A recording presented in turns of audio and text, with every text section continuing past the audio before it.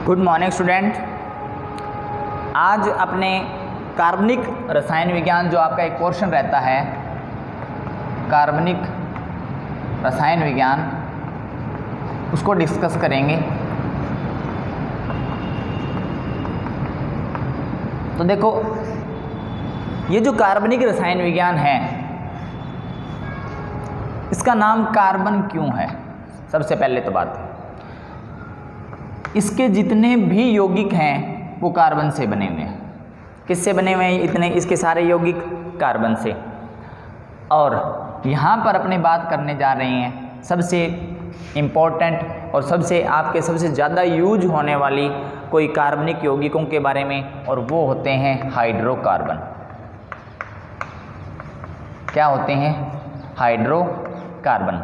अब ये देखो, ये जो हाइड्रोकार्बन है ये दो शब्दों से मिलकर बना है, एक तो हाइड्रोजन और दूसरा कार्बन। इसका मतलब क्या हुआ कि ऐसे यौगिक जो किस किस से मिलकर बने हैं, सिर्फ और सिर्फ किससे मिलकर बने हों? हाइड्रोजन और कार्बन से मिलकर जो बने हुए यौगिक होते हैं उनको क्या बोला जाता है? हाइड्रोकार्बन। अब अगर अपने देखें, हालांकि आपने ये जो टॉपिक है वो 9th 10th के अंदर स्टडी कर लिया होगा, बट यहाँ तो अपने इसको दोबारा से बिल्कुल जीरो लेवल से स्टार्ट करेंगे, फिर आगे आगे जैसे बढ़ते जाएंगे। क्योंकि जैसे मैंने आपको कई बार बता दिया कि ये जो अपने जो भी आप फिजिक्स, मैथ, बायो, केमिस्ट्री जैसे 11th के आगे जब पढ़ना स्टार्ट करते हो तो इनकी कंटिन्यूटी रहती है। अगर आपको पहले वाला टॉपिक आता है तब आपको आगे वाला आएगा, उसके आगे वाला पढ़ना है तो उसको बीच वाला वो जो टॉपिक है वो आना चाहिए, तो कंटिन्यूटी रहनी चाहिए। तो देखो, हाइड्रोकार्बनों का अगर अपने वर्गीकरण देखें, क्या देखें? वर्गीकरण किसका? हाइड्रोकार्बनों का वर्गीकरण। तो इनको दो भागों में बांटा जाता है। कितनों भागों में बांटा जाता है? दो भागों में। और वो दो भाग कौन कौन से होते हैं? वो दो भाग होते हैं, एक तो संतृप्त हाइड्रोकार्बन, संतृप्त हाइड्रोकार्बन, और इसका दूसरा पोर्शन रहता है असंतृप्त हाइड्रोकार्बन। कौन सा रहता है? असंतृप्त हाइड्रोकार्बन।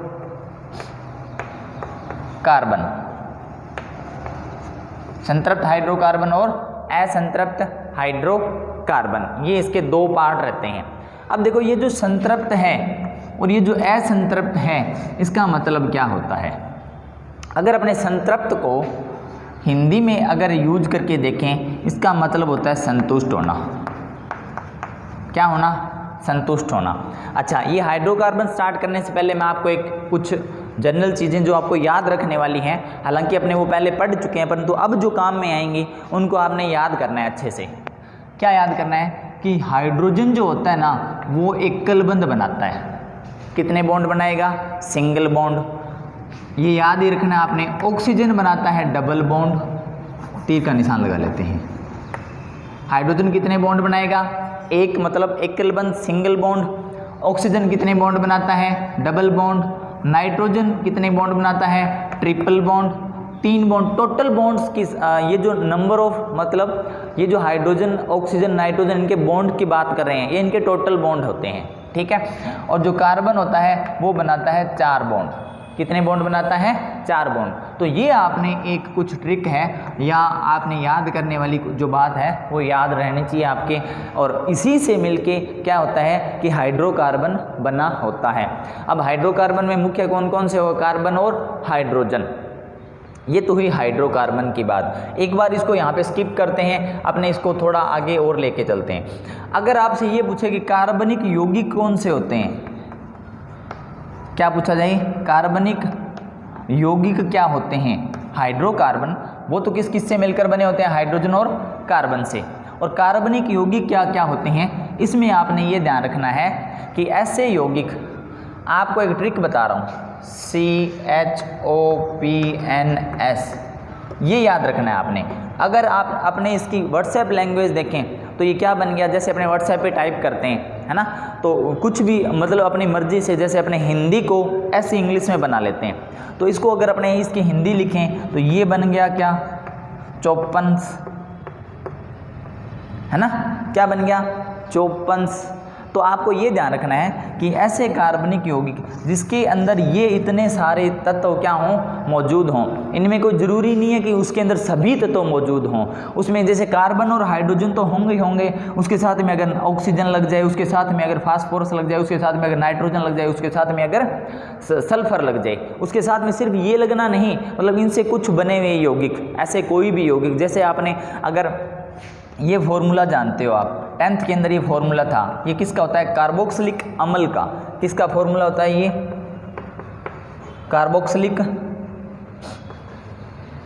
कार्बोक्सिलिक अम्ल का।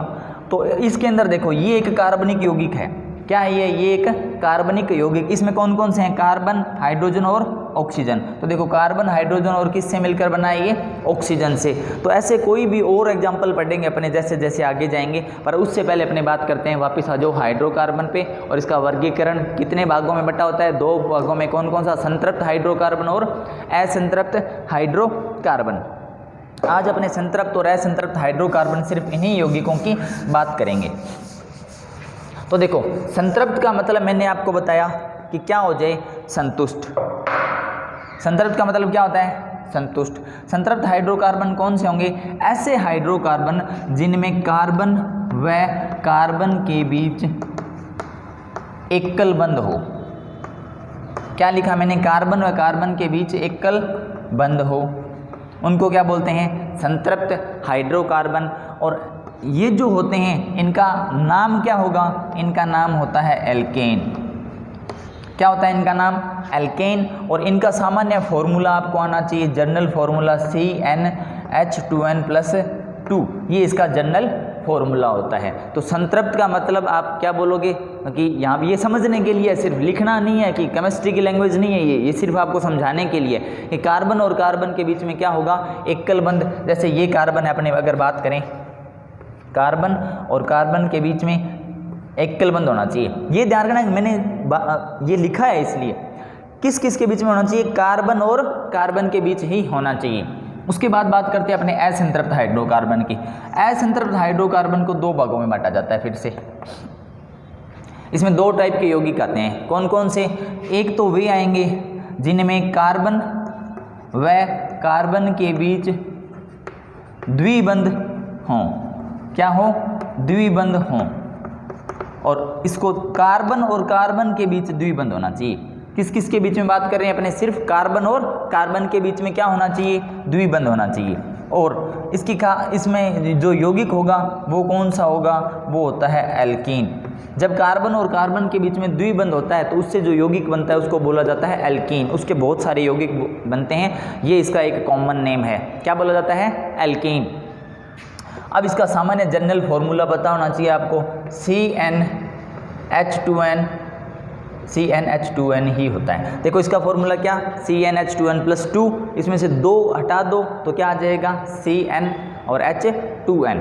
अगर अपनी बात करते हैं थर्ड पॉइंट की, या इसका दूसरा आगे वाला पोर्शन, ये क्या होगा कि कार्बन और कार्बन के बीच में कितने बॉन्ड मिले हैं, अगर अपने को ट्रिपल बॉन्ड। कार्बन और कार्बन के बीच में बोल रहा हूँ मैं, ये बात ध्यान रखनी है आप लोगों ने, ये भूल जाओगे आप।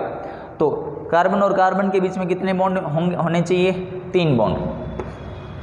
उसके बाद बात करते हैं अपने, अगर कार्बन और कार्बन के बीच में 3 बॉन्ड हों तो ऐसे यौगिकों को एल्काइन कहा जाता है। क्या कहा जाता है, एल्काइन कहा जाता है। और इनका जो सामान्य या जनरल फॉर्मूला की अगर अपने बात करें, सामान्य इसका सूत्र क्या होगा, CnH2n-2 होता है। तो ये आपने ये ध्यान रखना है कि एल्केन, एल्कीन और एल्काइन। तो हाइड्रोकार्बनों के कितने पार्ट हो गए, 3 पार्ट हो गए। कौन सा, एल्केन, सेकंड कौन सा, एल्कीन, और थर्ड कौन सा, एल्काइन। अब आपने ये ध्यान रखना, एल्केन में क्या होता है, कार्बन और कार्बन के बीच में सिंगल बॉन्ड। एल्कीन क्या होता है, कार्बन और कार्बन के बीच में डबल बॉन्ड। और एल्काइन क्या होता है, कार्बन और कार्बन के बीच में ट्रिपल बॉन्ड होता है। अब अपनी बात करते हैं कि एल्केन, एल्कीन और एल्काइन के कौन कौन से यौगिक हो सकते हैं। तो इसके लिए आपको कुछ बातें याद रखनी है, और वो क्या है अभी मैं नोट कर रहा हूँ, बोर्ड पे लिख रहा हूँ, आप लोग भी इसका स्क्रीनशॉट ले लेना या इससे नोट कर सकते हो, ठीक है। तो देखो आपने कुछ कंडीशंस ध्यान रखनी है, और वो क्या क्या ध्यान रखनी है, कुछ जनरल नेम लिखते हैं अपने। कार्बन की संख्या के आधार पे इनके यौगिक बने होते हैं। किसके आधार पे? कार्बन की संख्या के आधार पे एल्केन, एल्केन और एल्काइन के आगे और यौगिक बने होते हैं। अगर कार्बन की संख्या 1 है, 1 लगाया, तो इसका एक जनरल नेम होता है, उसको बोला जाता है मैथ। क्या बोला जाता है? मैथ। कार्बन की संख्या 2 है, इसे बोलेंगे एथ। कार्बन की संख्या 3 है, इसे बोलेंगे प्रोप। कार्बन की संख्या 4 है, इसे बोलेंगे ब्यूट। कार्बन की संख्या 5 है, इसे बोलेंगे पेंट। कार्बन की संख्या 6 है, इसे बोलेंगे हेक्स। कार्बन की संख्या 7 है, इसे बोलेंगे हेप्ट। कार्बन की संख्या अगर 8 है, इसे बोलेंगे ऑक्ट। कार्बन की संख्या अगर 9 है, इसे बोलेंगे नॉन। और कार्बन की संख्या अगर 10 है, इसे बोलेंगे डेक। क्या बोलेंगे? डेक। तो आपने ये इतनी बात ध्यान रखनी है। इसी से आगे कार्बन का जो हाइड्रोकार्बन है उसके आगे के यौगिक अपने बनाएंगे कि कैसे कैसे बनते हैं और इसमें क्या फॉर्मूला लगेगा, कैसे होगा, ये ध्यान रखना। तो देखो अब अपने बात करते हैं एल्केन की। तीनों को साथ साथ पढ़ेंगे, एल्कीन की और एल्काइन की। किसकी? एल्केन, एल्कीन और एल्काइन को। आप लोगों ने भी इसको तीनों को हमेशा साथ साथ पढ़ना है। अगर आप याद करोगे, ऐसे अपने कुछ चार्ट बनाएंगे तो आपको ध्यान होना चाहिए ये क्या है। तो देखो अपने बात करते हैं सबसे पहले कि अगर, और इसका जनरल फॉर्मूला भी लिख लेते हैं साथ में, जगह थोड़ी सी ज़्यादा चाहिए मेरे को। एल्केन, इसका general formula CnH2n+2। Alkene, alkene इसका जनरल फॉर्मूला CnH2n। और एल्काइन इसका जनरल फॉर्मूला है, इसका जनरल फॉर्मूला क्या लिखेंगे अपने? CnH2n-2 ये होता है। ठीक है। तो देखो अगर अपने यहाँ पर n की जगह 1 लगाएं, यहाँ पे भी 1 लगाएं, यहाँ पे 1 लगाएं, तो क्या फॉर्मूला बनेगा? देखो यहाँ पर 1 लगाते हैं, n बराबर क्या रखें? अगर अपने 1 रखते हैं, n बराबर 1 रखते हैं तो यहाँ पे रखते जाओ और कैलकुलेशन करनी आती है आपको। आपने अच्छे से 10th क्लियर किया है, बढ़िया परसेंटेज बने आप सभी के। तो देखो C1H2 × 1, n की जगह क्या रखना है? 1 और प्लस में 2 यहाँ लिखते हैं। C1H2 × 1 प्लस में 2, इसको कैलकुलेट करोगे तो क्या बन जाएगा? C1 ये कितने हो गए? 2 और 2 4, H4, C1H4। तो अगर C1H4 है, इसको CH4 भी लिख सकते हैं अपने। क्या लिख सकते हैं? CH4। यहाँ पे जहाँ पे 1 होता है वो 1 लगाना जरूरी नहीं होता। अब इसका नेम देखो, कार्बन की संख्या क्या है? मैथ। कार्बन की संख्या अगर 1 है उसका नेम क्या होता है? मैथ। अगर वो एल्केन का सदस्य है, किसका? अगर वो एल्केन का सदस्य है तो इसके नाम के पीछे एन लगा देते हैं। क्या लगा देते हैं? इसके नाम के पीछे क्या लगा देंगे? एन। जैसे कार्बन संख्या 1 है, इसे बोलेंगे मैथ, और ये एल्केन का सदस्य है तो इसे एन लगा देते हैं। जैसे मैथ प्लस एन क्या बन गया? मेथेन। क्या बन गया? मेथेन बन गया। ये सबसे हाइड्रोकार्बन का सबसे छोटा और सबसे प्राथमिक सदस्य होता है मेथेन। क्लियर? उसके बाद बात करते हैं, अगर अपने यहाँ पे n = 1 रखें, अब ये ध्यान से समझना, n = क्या रखें? 1 रख लो। C1H2 × 1, ठीक है। इसका फॉर्मूला क्या बन गया? CH2। क्या बन गया? CH2 ये बन गया एक। और अगर C1 और H2 बना है, देखो ये, और यहाँ पे मैं कुछ अच्छी आपको बात बताने जा रहा हूँ, याद रखनी है आप लोगों ने अच्छे से। तो इसको क्या बोलेंगे? मैथ। इसके पीछे क्या लगा है? ईन लगा है, तो इसका यहाँ से इसका नेम क्या हो सकता है? मैथीन। पर अब एक चीज़ देखो, मैथीन अपनों ने लिख लिया, कार्बन की संख्या कितनी है?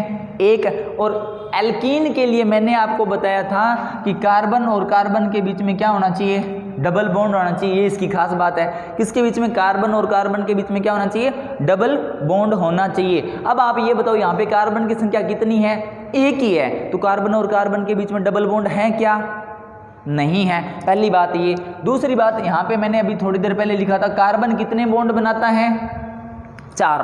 कार्बन कितने बॉन्ड बनाता है, 4। तो यहाँ पे अगर इसकी स्ट्रक्चर अपने लिखें C, एक साइड H लगा दो, एक साइड H लगा दो, तो कार्बन ने कितने बॉन्ड बनाए, 2 ही बॉन्ड बनाए। तो ऐसा कोई भी सदस्य नहीं होता, इसको बड़ा सा क्रॉस कर देना, लिख लेना पहले, फिर बड़ा सा क्रॉस कर देना। तो इसका लिए एल्कीन के लिए सबसे छोटा सदस्य कौन सा होगा, एल्केन का सबसे छोटा सदस्य, प्राथमिक सदस्य मेथेन होता है। एल्कीन के लिए सबसे पहली ये कंडीशन आपने ध्यान रखनी है, कार्बन और कार्बन के बीच में क्या लगा होना चाहिए, डबल बॉन्ड लगा होना चाहिए। अब देखो कार्बन और कार्बन डबल बॉन्ड, तो अपने को कम से कम कितने कार्बन चाहिए, 2 कार्बन। कितने कार्बन होने चाहिए, 2 कार्बन। तो यहाँ पे N की जगह अपने क्या रखें, अब ये 1 रखा, और N की जगह अपने क्या रखें, ये बड़ा क्रॉस लगाना है, ठीक है, आपने लिखना भी है और बड़ा क्रॉस लगाना है ताकि आपके याद रहेगा। अब N की संख्या लिखते हैं 2। अब ये फॉर्मूला बनाओ, C2H2 × 2 is equal to C2H4। क्या बन गया, C2H4। अब अपने इसकी सारी कंडीशन चेक कर लेते हैं कि भाई जो अपनों ने बना था। अच्छा, इसका नेम क्या होगा, C2 क्या होता है, एथ।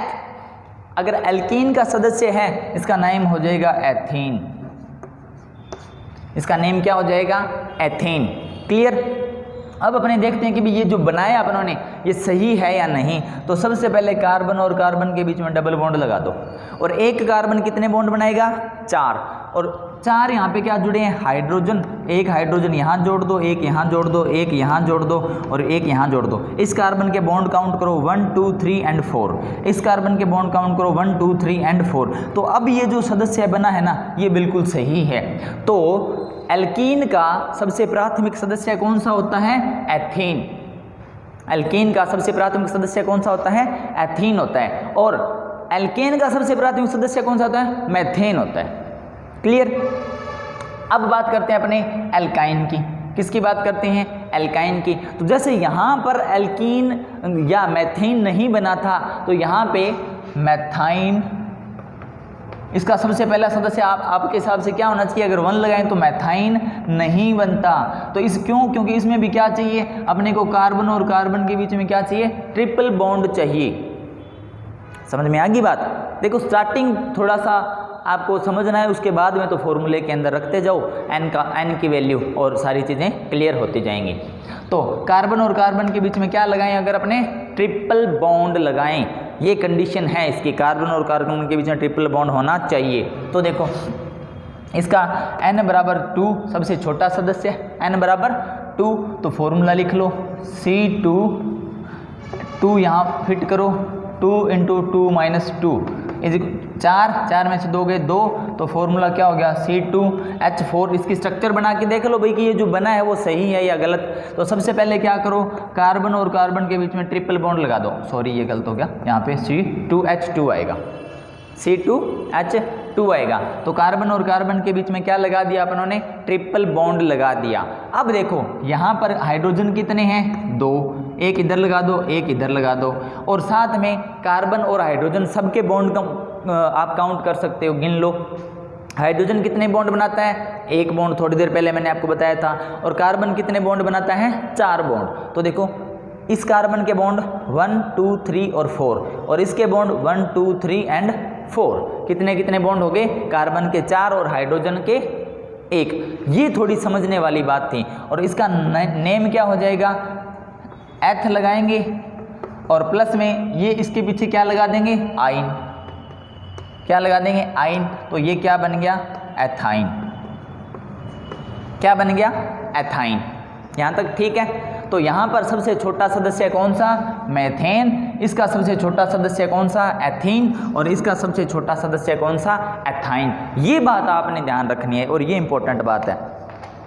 उसके बाद बात करते हैं अपने यहाँ पर, अगर इसके n = क्या लगाएं, 2 लगाएं, तो फॉर्मूले में लिख दो C2 H2 इंटू 2 प्लस 2, तो क्या हो जाएगा C2H6। अब यहाँ पे C क्या आ गया 2, C2 होता है तो क्या होता है H, और H के पीछे क्या लगाना होता है N, तो इसका नेम क्या हो जाएगा एथेन। इसका नेम क्या हो जाएगा एथेन हो जाएगा। क्लियर। और देखो अपने बात करते हैं, एक बार इसी एल्केन को कंप्लीट कर लेते हैं जितना अपने को करना है। अगर n इज इक्वल टू क्या लगाएं 3 लगाएं तो C3H2 इंटू 3 प्लस 2, फॉर्मूला क्या हो जाएगा 3 इंटू 2 6 प्लस 2 8 C3H8। तो इसका नेम क्या हो जाएगा, C3 को क्या बोलते हैं प्रोप, और प्रोप के पीछे क्या लगाना है N, तो क्या लिख लेंगे इसको प्रोपेन। क्या लिख लेंगे प्रोपेन। इसी प्रकार अगर अपने n इज इक्वल टू क्या लगाएं 4 लगाएं, n इज इक्वल टू क्या लगाएं अगर 4 लगाएं, तो देखो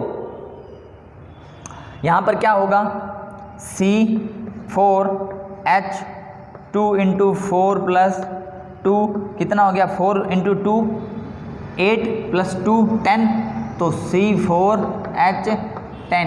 ये किसका फॉर्मूला है ब्यूट, और ब्यूट के पीछे क्या लगाना है N, तो इसका नेम क्या हो जाएगा ब्यूटेन। क्या हो जाएगा इसका नेम ब्यूटेन हो जाएगा। क्लियर। अब देखो मेथेन एथेन प्रोपेन ब्यूटेन, इसमें फ़र्क क्या आ रहा है, यहाँ पे C कितने हैं 1 2 3 4, मतलब C तो बढ़ रहे हैं कंटिन्यू, कितने बढ़ रहे हैं कंटिन्यू।